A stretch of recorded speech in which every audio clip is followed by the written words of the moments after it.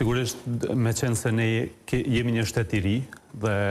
kemi qenë një shtet i sapo formuar, atëherë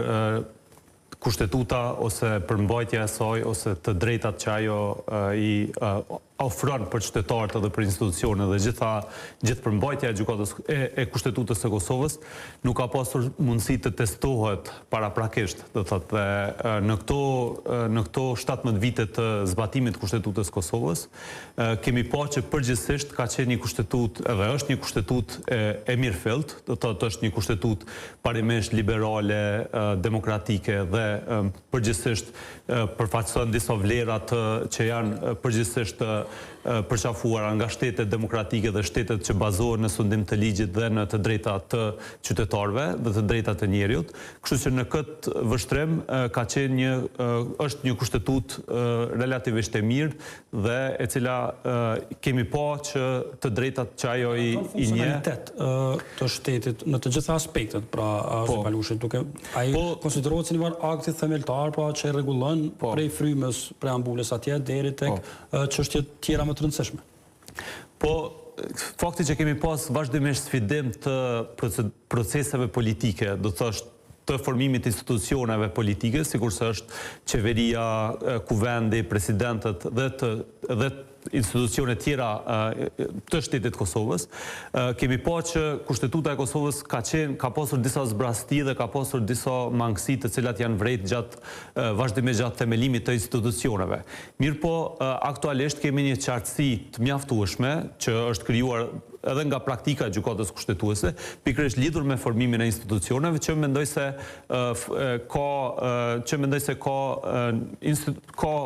praktikë mirëfillt për themelimin e institucioneve dhe për sigurimin e stabilitetit politik dhe institucional të institucioneve të Kosovës. Tani kemi një dilemë, për shembull, që u shfaq së fundmi lidhur me çështjen e qeverisë në detyrë dhe ligjit për qeverinë e Kosovës, që siç duket ose nuk është menduar mirë ose ku është problemi që të prazoj Palushi, se kushtetuta thot diçka tjetër, kur e përcakton fillimin e mandatit deputetit, pra e përcakton që nga certifikimi i rezultateve fillon zyrtarisht mandati i deputetit, në ndërkohë ka interpretime të tjera, sepse KSZ-ja është bazuar në atë, pra në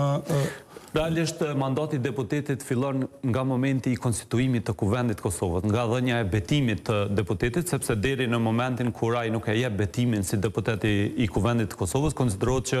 ende nuk ka filluar mandatin e tij. Dhe këtu është dilema, do thotë që tani le të themi kryeministri që njëkohësisht jep betimin si deputet i Kuvendit të Republikës Kosovës dhe në anën tjetër është edhe si ushtrues detyre ose si ushtrues i detyrës së kryeministrit të Republikës së Kosovës. Do të kjo është ajo dilema kushtetuese se a mundet njëkohësisht tani tjetë edhe deputet i Kuvendit të Kosovës dhe ministër ose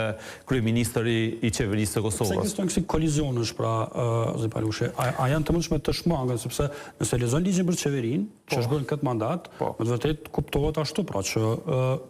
kryeministri, ministrat, kushdo që ka rol ekzekutive ka fituar mandat deputetit, duhet t'jap dorëheqje.